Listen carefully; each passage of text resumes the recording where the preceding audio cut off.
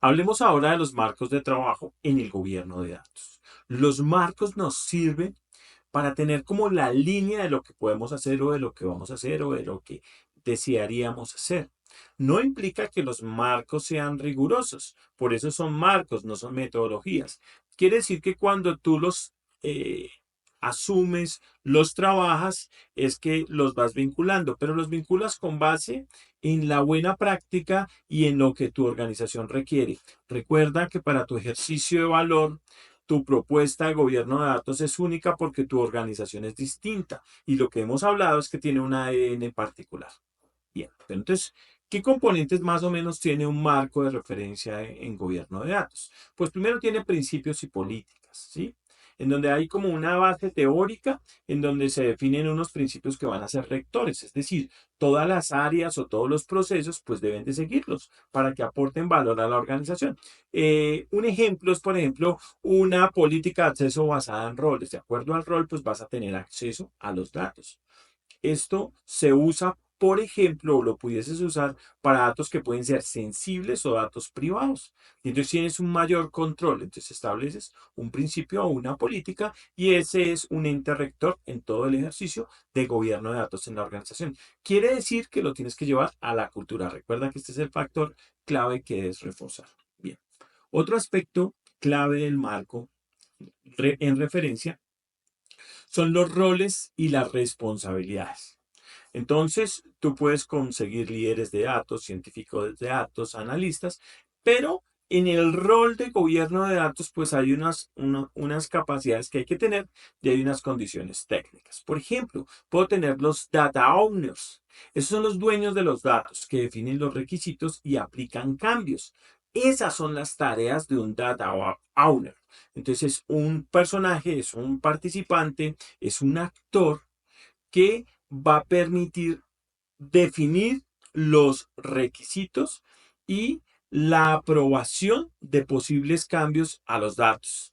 Tengo otro que es el Data Steward, que es muy conocido y se menciona mucho cuando hablamos de gobierno de datos. El Data Steward es responsable de la calidad y de la usabilidad de los datos, de que los datos se usen, de que sean de alguna forma partícipes del negocio y del ejercicio de valor. Y hay otro que puedes encontrar que es el Data Governance Council, que es un órgano estratégico que prioriza las iniciativas y resuelve los conflictos. Dado el caso que tengas que dirimir algún conflicto, pues esta es la instancia a la que tú llegas y la cual pues puede tomar decisión, tiene como esas capacidades para poder tomar decisión y salir del problema. De eso se trata, de que haya una instancia que apoye y solucione el conflicto. Bien. Otro aspecto que puedes tener en el marco del trabajo es el de procesos y flujos de trabajo. Entonces esto tiene que ver con el ciclo de vida de los datos, que tú identifiques claramente todos los pasos por donde van a pasar esos datos. Es decir, es como si tú tuvieras unas tuberías y por las tuberías no va agua, sino van datos. Entonces, todos esos canales y toda esa canalización pues hace parte del ciclo de vida de los datos. Entonces, esos procesos hay que establecerlos, hay que dimensionarlos y hay que tener claridad. Hay un proceso que muchas veces lo metemos como un procedimiento en las áreas de TI, que es la gestión de calidad.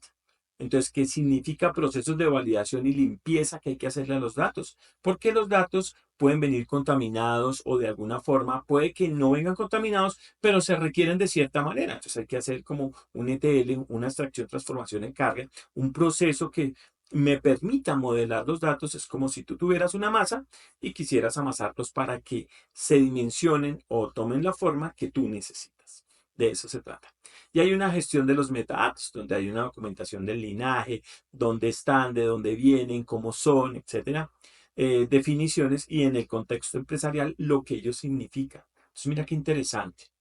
Por otro lado, tienes unas herramientas de tecnología, hay plataformas, hay aplicaciones, hay herramientas y esas nos sirven, por ejemplo, para establecer los catálogos de datos, ¿sí? Que son plataformas que puedo, por ejemplo, usar para catalogar y descubrir los datos.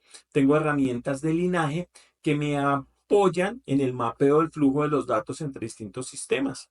Y hay soluciones de calidad que puedo comprar para automatizar reglas de validación y que los datos pues automáticamente como que vayan teniendo la consistencia que yo requiero para mi ejercicio de valor con los datos o de toma de decisiones.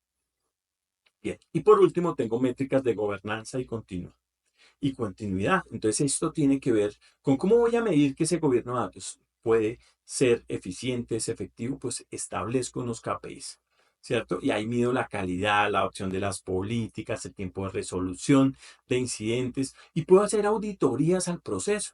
Y entonces yo puedo establecer ejercicios de mejora continua a los datos, de manera que los datos vayan a hacer ese ejercicio de valor que tú requieres.